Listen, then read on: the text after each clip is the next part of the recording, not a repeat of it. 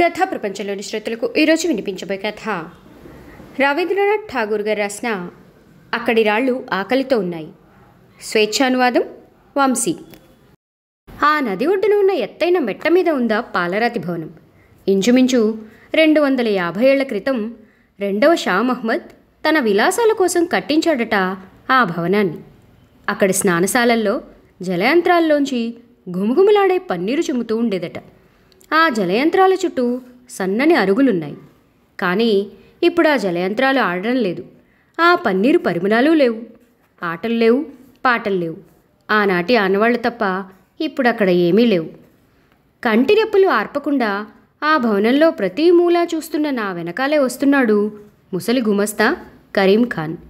అలా చూస్తూ చూస్తూ వివరించలేని అనుభూతులు నిండిపోయిన నా ముఖాన్ని చూసిన ఆ ముసలి గుమస్తా ఎట్టి పరిస్థితుల్లోనూ ఆ భవనంలో ఉండొద్దన్నాడు. పగలు ఉంటే ఉండుగాని చీకటి పడ్డాక మాత్రం ఎట్టి పరిస్థితుల్లోనూ ఇక్కడ ఉండొద్దు అంటూ బతిమాలుతున్నాడు. అంతలో వచ్చిన నౌకర్లు, దొంగలు కూడా రాత్రులు ఈ భవనంలో అడిగట్టానికి జంకుతారు అబ్బాయి గారు అన్నారు. విన్నారు కదా వాళ్ళ మాటలు. చూడండి బాబు, మీరు మాకు అధికారి కానీ వయసులో మాకంటే చాలా చిన్నోరు, కాబట్టి మా మాట వినండి అన్నాడు కరీం ఖాన్. అంతలో ఆ భవనం చుట్టూ తిరుగుతూ, అంతా అబద్ధం, తప్పుకో అంటూ ఉన్న ఒక మనిషి కనిపించాడు. వాడు ఈ బంగళాలో ఉండి పిచ్చోడైపోయిన మొహరాలి అండి అన్నాడు నౌకరు. ఇంతమంది చెప్తున్నా వినకుండా మంకుపట్టుతో నా మకం ఆ భవనంలోనే పెట్టాను. బరీచ్లో పండించే ప్రతి పంటలకి శిస్తు వసూలు చేసి ఆ కలెక్షన్ హైదరాబాదు నిజాం ప్రభుత్వానికి పంపించే పనుల్లో పగలంతా ఎలాంటి విశ్రాంతి తీసుకోకుండా పనిచేయడంతో చాలా అలసిపోయేవాణ్ణి. దాంతో చీకటి పడగానే నిద్ర ఊపేసేది. ఒక 10 రోజులు గడిచాయి. ఆ రోజు సాయంత్రం కొంచెం ఖాళీ దొరికింది.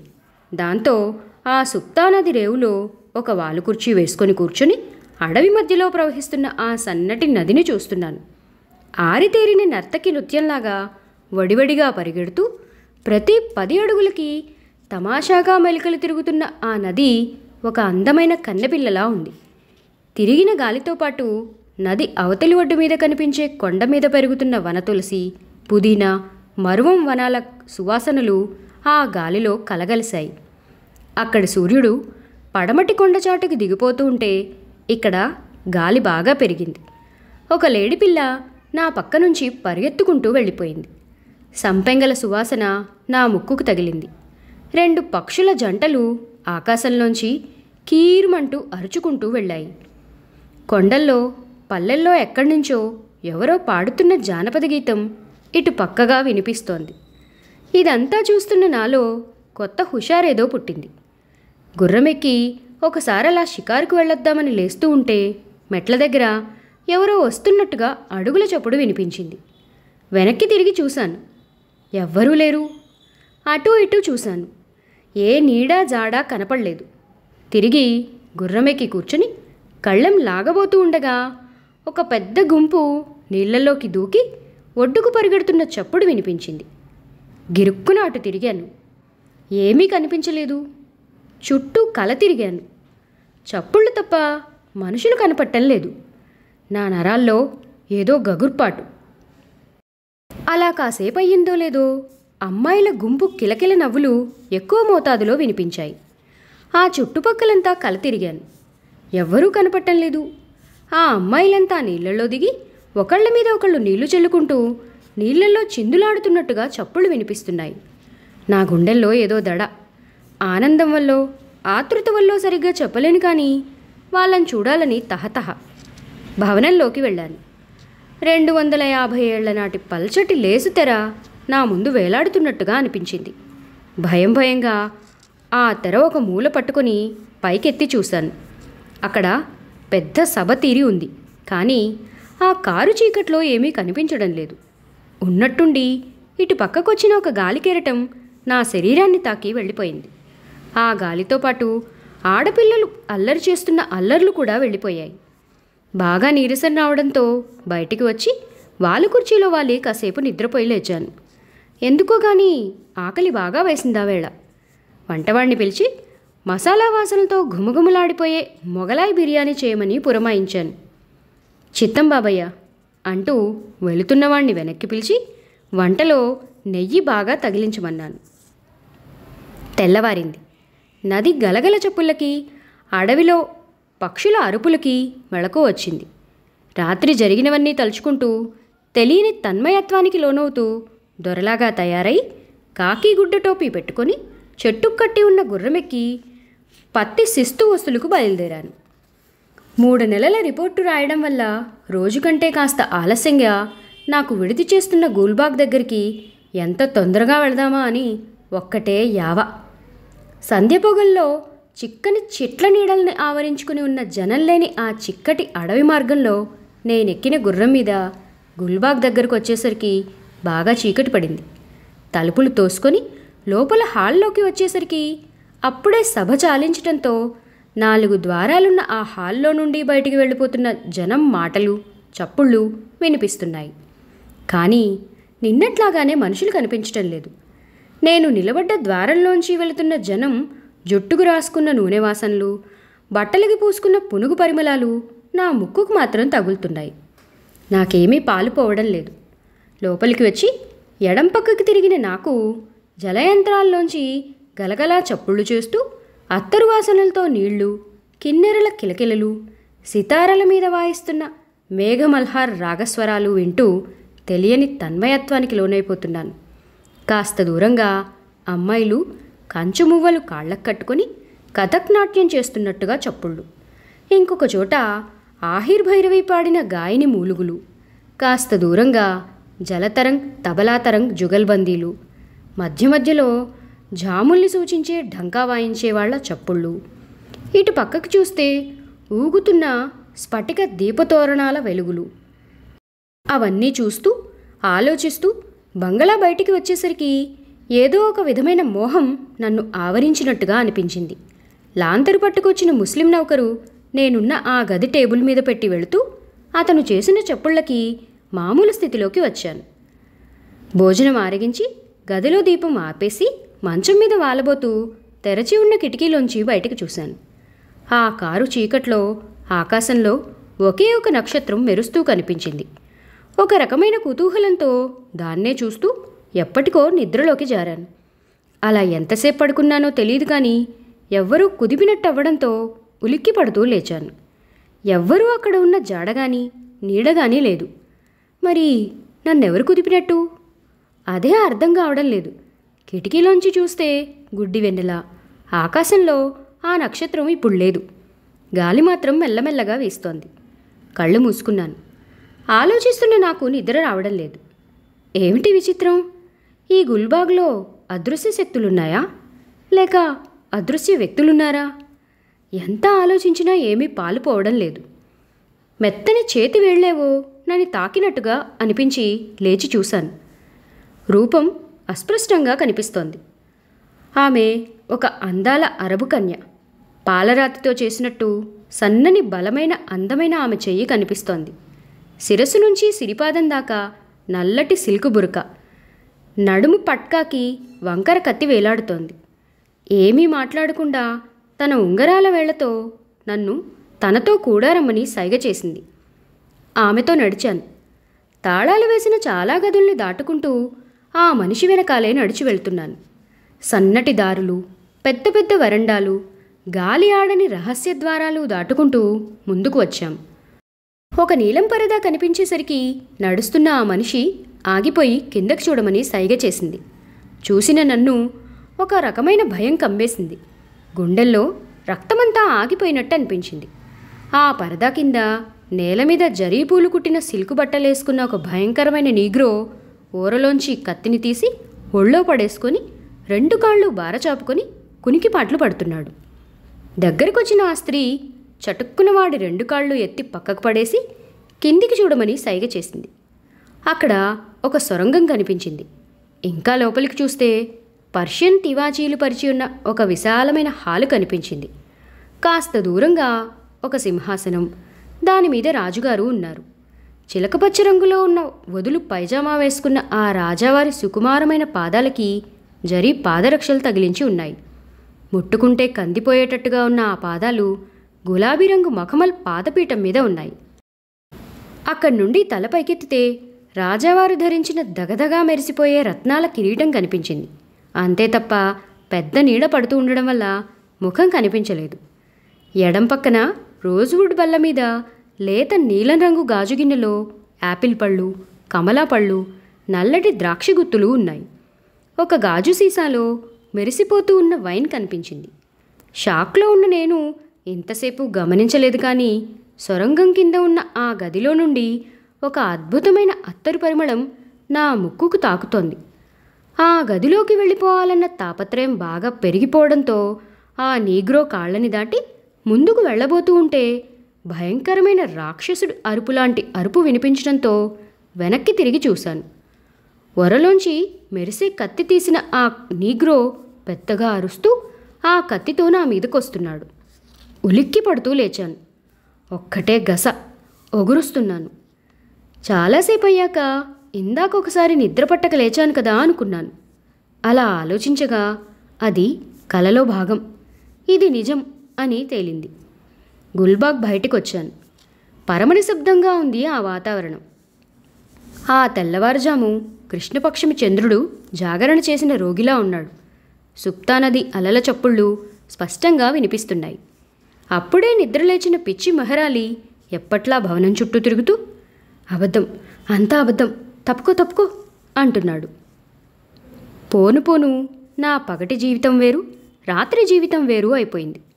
పగలంతా కాకి టోపీ, పొట్టికోటు, ప్యాంటు వేసుకొని గుర్రమెక్కి ఉద్యోగానికి వెళ్ళే నేను భవనంలోకి వచ్చాక స్నానం చేసి వదులు పైజామా, సిల్కు లాల్చి, జరీపూలు కుట్టిన చేతుల్లేని చిన్న పట్టుకోటు, ఎర్రటి ముఖమల్ టోపీ పెట్టుకొని ఎరుపు రంగు చేతి రుమాలకి అత్తరు రాసుకొని విశాలమైన హాల్లో ఉన్న ఆ పెద్ద కుర్చీలో కూర్చుని హుక్కా కాడ పట్టుకునేవాణ్ణి.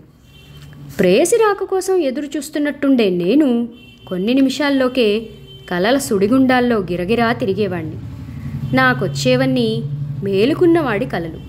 ఆ కలల్లో అందాలు, జరుగుతున్న అద్భుతాలు వివరించటం ఇక నా వల్ల కాదు. ఆ రోజు ఒక అందాల సుందరి మెరుపులా మెరిసి మాయమైంది. కళ్ళు సాగదీసిన గీతల్లా ఉన్నాయి. నేరేడు పండు రంగు పైజామా వేసుకుంది. ఎర్రటి టోపీ తల మీద పెట్టుకుంది. గులాబీ రంగు కాంతులతో మెరిసిపోతున్న పాదాల కొసలకి వంకర్లు తిరిగిన జరీ పాదరక్షలు తొడుక్కుంది. చూపులు, నవ్వులు, ముఖ్యంగా ఆ మనిషి చేష్టలు నన్ను పిచ్చివాణ్ణి చేసేస్తున్నాయి. ఎంతకీ తన పేరు చెప్పకపోయేసరికి సాకి అని నేనే పేరు పెట్టుకున్నాను. నా సాకితో పాటు వెండి వెన్నెల జాబిల్లో నిండు పున్నమి రాత్రులలో నది ఇసుక తిన్నెల మీద అందంగా కల తిరుగుతున్నాను. వెలుగు వెన్నెల్ని చూస్తున్నాను. చాలా వింత వింత చేష్టలతో ఒకానొక మాయలోకి, మైకంలోకి తీసుకువెళ్ళిపోతున్న సాకి తన భుజం మీద నా చేయి వేయడానికి మటుకు నవ్వుతూ ఒప్పుకుంది. ఆ తరువాత చాలా రోజులు బులిపించి, మురిపించి, బాధలు పెట్టిన మనిషి ఒక వెన్నెల రాత్రి తేనె అంటించుకున్న పెదవులతో నా పెదవుల్ని ముద్దు పెట్టుకుంది. కత్తిలా ఉన్న పళ్లతో నా బుగ్గల్ని కొరికింది. ఆ రోజు నుంచి నేను ఎప్పుడు చీకటి పడుతుందా, ఎప్పుడు ముస్తాబైన ఆ సాకిని కలుసుకుందామా అన్న యావలో పడిపోయాను. ఆ చలికాలం దీపాల వేళ. ఎత్తైన ఆ నిలువుటద్దానికి రెండు వైపులా 2 కార్తీక దీపాలు వెలిగించి శ్రద్ధగా యువరాజులా ముస్తాబు చేసుకుంటున్నాను.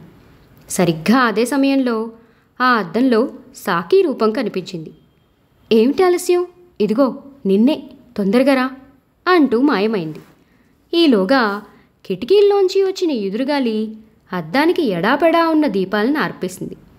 బయటికొచ్చిన నేను నది ఒడ్డునే నడుస్తూ ఉంటే ఆ నదిలో మధ్యలో ఉన్న ఇసుక తిన్న మీద నిలబడి ఎండలో కదిలే అద్దంలా మెరుస్తూ రారమ్మని పిలిచింది నా సాకి.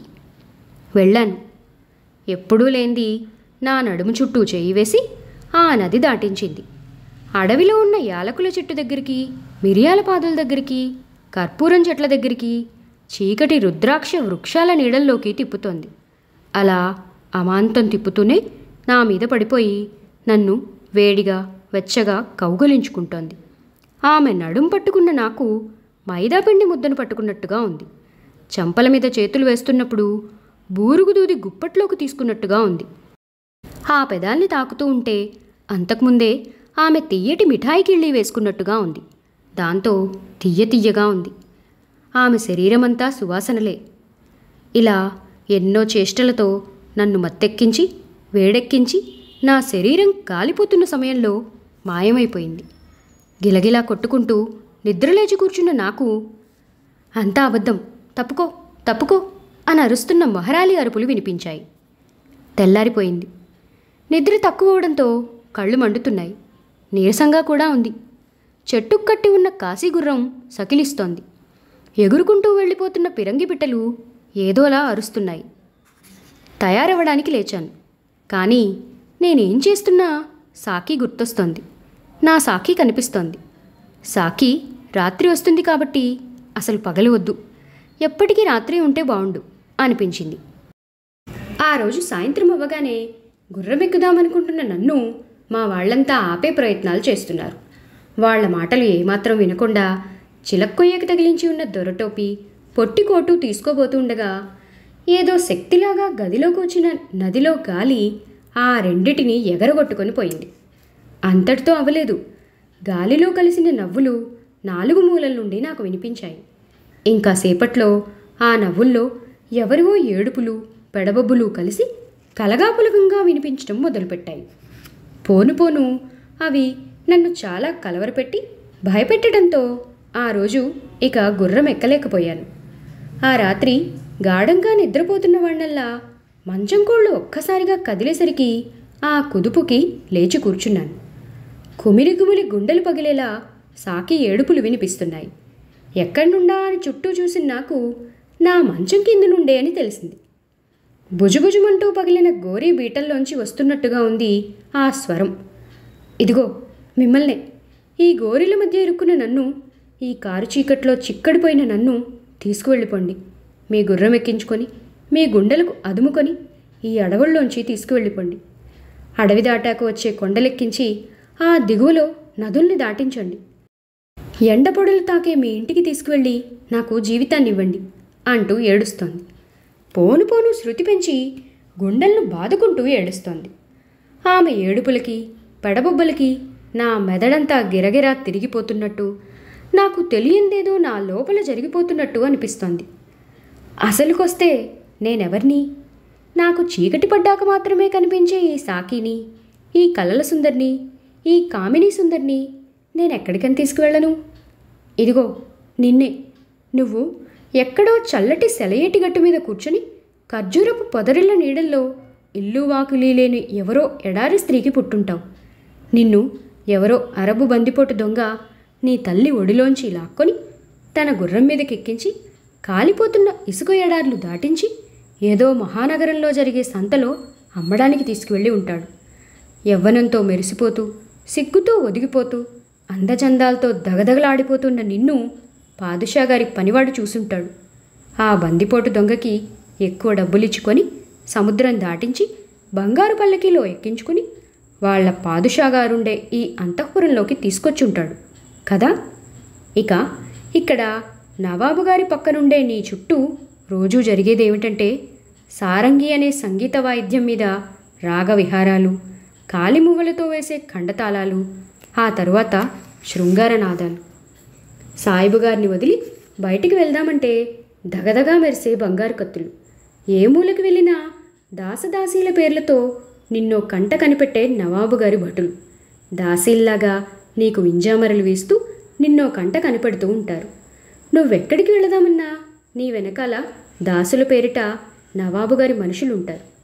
ఈ విసుగు భరించలేక ఎలాగో అందరినీ తప్పించుకొని ప్రధాన ద్వారం దాటుదామంటే దేవదూతలాగా ముస్తాబు చేసుకొని పొడుగాటి కత్తి పట్టుకొని అక్కడ నిలబడి ఉంటాడు ఆ నీగ్రో. దాంతో నీ జీవితంలో నువ్వేం దాటలేకపోయావు, నువ్వేమీ చేయలేకపోయావు. పాడైన రక్తంతో నిండిన మనుషులు, అసూయలతో నిండిపోయిన వాళ్ళంతా చేసే నిందలు నిష్ఠూరాల మధ్య ఒరగలేక మాట రాక మూగదానిలా ఉండిపోయావు కదూ అంటూ ఎక్కువగా మాట్లాడటం వల్ల నా మెదడంతా దిమ్మెక్కి బంగు తాగిన వాళ్ళ ఏదేదో అర్థం లేనివి మాట్లాడుతూ మధ్య మధ్యలో అరుస్తూ హాస్యం అనిపించినప్పుడు అమాంతంగా నవ్వుతూ ఉండగా, అబద్ధం, అంతా అబద్ధం, తప్పుకో తప్పుకో అంటూ వస్తున్నాడు మహరాలి. తెల్లవారుతోంది. బంట్రోతు టపాలో వచ్చిన ఉత్తరాలు తీసుకొచ్చాడు. సలాం చేస్తూ వచ్చిన వంటవాడు, ఇవాళ భోజనంలో ఏం చేయమంటారు అన్నాడు. అతనికి చెప్పి ఆఫీసుకు బయలుదేరాను. లోపలికి వెళ్ళగానే ముసలి గుమస్తా కరీం ఖాన్ నవ్వాడు. ఏ సమాధానము చెప్పకుండా నా పనిలో పడిపోయాను. పగలంతా కష్టపడే నేను సాయంత్రం అయ్యేసరికి మగతగా మందమతిలాగా అదేదోలా అయిపోవడం మొదలుపెట్టాను. నా లోపల ఏదో జరుగుతోంది. మెదడు లోపల ఏదో పురుగులాంటి దూరి గిరగిరా తిప్పేస్తోంది. పాలరాయి మీద రకరకాల రంగుల్ని కలగాపులగంగా తొక్కేసినట్టు అనిపిస్తోంది. అంతా గుర్తొస్తోంది. అన్నీ గుర్తొస్తున్నాయి. నా మనసులో లేకుండా పోతోంది. నా చుట్టూ కల తిరుగుతున్న వర్తమానం అర్థం పర్థం లేనిదిగా అనిపిస్తోంది.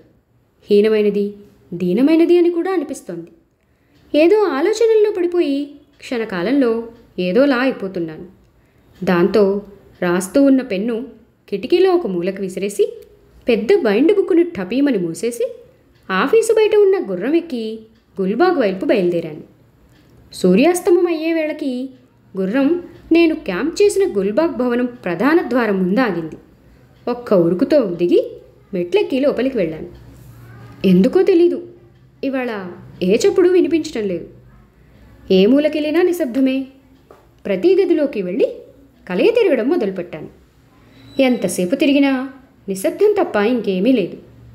ఒక వాయిద్యం తీసుకొని మాల్కౌస్ రాగం వాయిస్తూ నిన్ను విడిచిపెట్టి పారిపోదామని చాలా ప్రయత్నాలు చేసిన గాలిపటం మళ్ళీ మరణించడానికి వచ్చింది. ఈసారికి దాన్ని క్షమించు, దాని 2 రెక్కల్ని నరికి బూడిద చెయ్యి అని పాడదామనిపించింది. ఆలోచిస్తున్న నా చెంపల మీద 2 కన్నీటి చుక్కలు పడ్డాయి. అవి నావి కాకపోవడంతో తలెత్తి చూశాను. ఎవ్వరూ లేరు. చుట్టూ మళ్ళీ కళాయి తిరిగాను. ఎవరూ కనిపించడం లేదు. ఏ చప్పుడూ లేదు. కిటికీలోంచి బయటికి చూస్తే నది అవతలి ఒడ్డునున్న ఆరావళి కొండల మీద కారుమబ్బులు చిక్కగా కమ్ముకున్నాయి. చిక్కటి చీకటిని పులుముకునున్నట్టుంది ప్రకృతి. నదిలో చల్లటి నీళ్లు రాబోయే ఉపద్రవం చూడటాని కోసం ఉగ్గుపట్టుకుని ఎదురు చూస్తున్నాయి. కాసేపు అలా గడిచిందో లేదో ఆకాశంలో పెద్ద పెద్ద మెరుపులు, వాతావరణంలో లుంగలు చుట్టుకున్న పెనుగాలులు, గుల్బాగ్ భవనంలో కిటికీలు, ద్వారాలు తాలూకు తలుపులు టపటపా కొట్టుకుంటున్నాయి. మబ్బులు పట్టిన ఆ అమావాస్య రాత్రి ఏ దీపాలు లేని ఆ భవనంలోకి మెరుపులు వచ్చి పడుతూ ఉన్నప్పుడు ఒక గదిలో ఆ మూలకి చూసి అలా ఉండిపోయాను. నిగనిగలాడుతున్న చిక్కటి చీకటిలో నేను స్పష్టంగా గ్రహించగలిగాను. ఆ గది మూల వాల్చి ఉన్న మంచం మీద ఒక అందమైన అమ్మాయి బోర్లా పడుకొని ఉంది. రేగిపోయిన జుట్టుని గుప్పెళ్లతో గట్టిగా పీక్కుంటుంది. తెల్లటి ఆమె నుదురు పగలడంతో వెచ్చటి రక్తం బయటికి చిమ్ముతోంది. వెర్రిదాన్లా నవ్వుతోంది. పిచ్చిదాన్లా అరుస్తోంది. ఉన్నట్టుండి కుమిలి కుమిలి ఏడుస్తోంది. వెక్కిళ్ళొస్తున్నాయి. తెరిచి ఉన్న కిటికీల్లోంచి దూసుకుంటూ వస్తోంది గాలి. బయట కుండపోతగా వర్షం. కిటికీలోంచి కొట్టే జల్లులకి ఆమె శరీరమంతా తడిసి ముద్దవుతోంది. అమాంతంగా ఆ మనిషి నా మీద పడి నన్ను కిందికి తోసేసరికి నేను నేల మీద వెల్లికిలా పడిపోయాను. మెరుపులా వచ్చిన ఆ మనిషి నా గుండెల మీద కూర్చుంది. చాలా బరువు ఉండడంతో నాకు ఊపిరి సలపడం లేదు. కాళ్ళు చేతులు ఆడిస్తూ గిలగిలా కొట్టుకుంటున్నాను. నా జుట్టు పట్టుకొని టపటపా నేలకేసి బాదుతోంది. నా తల వెనక భాగం చిట్లిపోయి రక్తం బయటికి రావడంతో కిందంతా రక్తసిక్తమైపోయింది. రక్తంలో తడిసిన నా జుట్టు ముద్ద ముద్ద అయిపోతోంది. గిలగిలా కొట్టుకుంటున్న నా ప్రాణం ఇక పోయేలా ఉంది. గబుక్కున మెళుకో వచ్చింది. ఊపిరి ఎగబీలుస్తున్నాను. బట్టలు చెమటతో తడిసిపోయాయి. గజగజమంటూ వణుకుతోంది శరీరం. వర్షం తెరిపివ్వకుండా కురుస్తూనే ఉంది. ఆ వర్షంలోనే గస్తీ తిరుగుతూ అంతా అబద్ధం, అబద్ధం, తప్పుకో తప్పుకో అంటున్నాడు మెహరాలి. తడుస్తూ ఆ పిచ్చి మెహరాలి దగ్గరికి వెళ్ళి, ఇదిగో నిన్నే నిన్నే ఏది అబద్ధం అని అడిగాను. నాకే సమాధానం చెప్పనివాడు తన పిచ్చి బలంతో నన్ను బురదలోకి తోసేశాడు. చాచిన తన 2 చేతుల్ని పక్షిరెక్కల్లాగా ఆడిస్తూ గుల్బాగ్ చుట్టూ తిరుగుతూ అంతా అబద్ధం, అబద్ధం, తప్పుకో తప్పుకో అంటూ అరుస్తూ పోతున్నాడు. కథా ప్రపంచంలోని శ్రోతలు రవీంద్రనాథ్ ఠాగూర్ గారు రాసిన అక్కడి రాళ్ళు ఆకలితో ఉన్నాయి కథ విన్నారు. మరొక మంచి కథతో మళ్ళీ కలుద్దాం. అంతవరకు సెలవు. ధన్యవాదాలు.